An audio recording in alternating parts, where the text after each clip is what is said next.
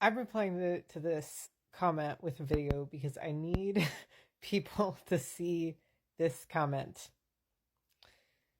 There is going to be a cop city in San Pablo, California. California is a quote unquote blue state. It's so conservative. I don't get me started with that. Um, but I like this surprised me. I mean, it didn't surprise me, but it surprised me, right? So I go on Reddit and I'd like try to search for when has anyone been talking about this? And there were posts from 4 months ago. 4 months ago, and this is the first time I've heard about this. Maybe I shouldn't have left Reddit. I don't know. Anyway, um, the people in that subreddit, and this is what it feels like. Every political post related to California, there is like one or two people that are like, wow, this is bad. We should like not have cops. Maybe it's like, maybe we should do social services. There's always like one or two people in the comment section that's saying stuff like that. Um, and then the rest of it is just really conservative people who are saying, sometimes they're liberal, sometimes they're really conservative. And they're just talking about how they support this. And they're calling the activists irrational and woke. And I genuinely don't know why Reddit, California political Reddit is so like conservative. Like I feel like maybe these are people who are like boomer age or Gen X who are just like, they're rich and that's why they have time to be on Reddit, and they're conservative because they're rich. And so they just spouting out their ridiculous, messed up opinions. But I just like overall, I am just like at my wit's end with people just watching fascism come and just actually not giving a shit. And the crazy thing, the absolute wild thing about this, right? Okay, I feel like I'm saying this incorrectly because these numbers are so ridiculous. And like, if you want to go and confirm whether or not I'm crazy or not, like, please do that. So this in San Pablo. This is $44 million budget for this project. They already have a training facility, a new one. It's smaller. They already have a new one. This is the second one they're building. $44 million.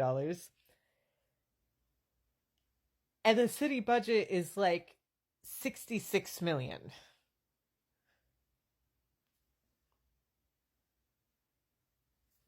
What? What? They're using almost the entire city budget for this.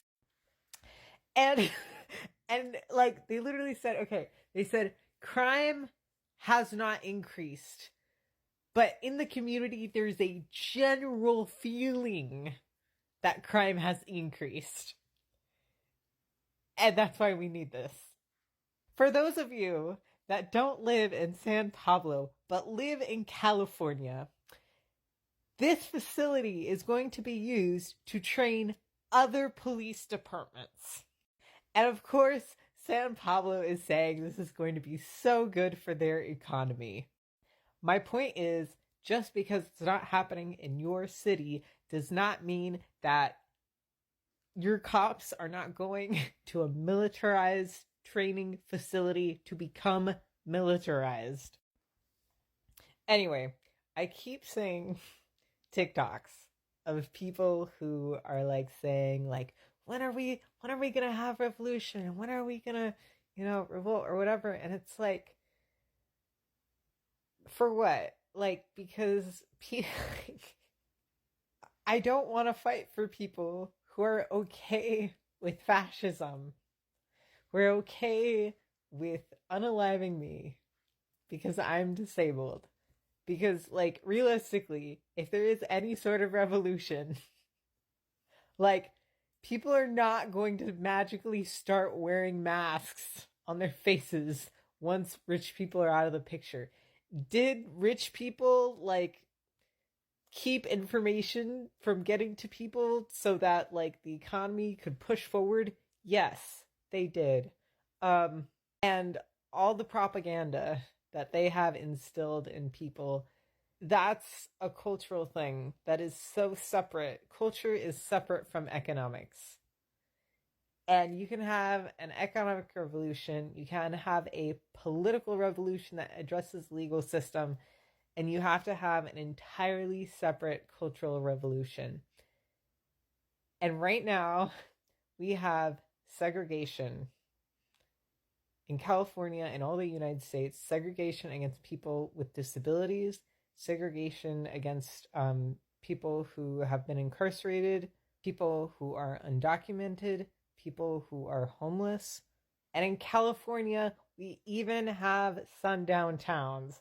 So somewhere in California, you have old school segregation, Jim Crow segregation, and, and we have so many groups that are experiencing actual segregation, and we don't have a serious movement to end segregation. And, like, the most revolutionary thing that, like, people can do, honestly, is, like, desegregate. Because the thing that keeps this wheel of capitalism going is the rich man gives the white man someone to, like, look down on. White man gives the rich person money, and that's how this goes. That's how this runs. And so the most radical thing that can be done to end all this shit is to desegregate. Genuinely, there's no point in having any sort of revolution involving, whatever with rich people, to get away from them, if we don't desegregate. I'm honestly thinking of, like, making making the desegregation movement. It's gonna be desegregation, anti-genocide, anti-AIDS mistakes of not funding research. It's gonna be all the messed up history stuff that is happening in 2024. Because people are just repeating all these mistakes, and instead of, like, happening at different times in history, it's just all happening through 2024. So I don't know. Anyway, so yeah, so I already have, like, a website, the Sustainable Development Goals Wiki. So maybe I'll make a page for desegregation and all this historical stuff. And I'm one person. And I am gonna link to, like, actual movements, like abolition, and disability stuff. But, like, I need people to use the word segregation and slavery and genocide, because, like, people aren't doing that when that's what it is. And I feel like if more people on the left were, like, had to think, am I pro segregation or am I anti segregation, then that would change things.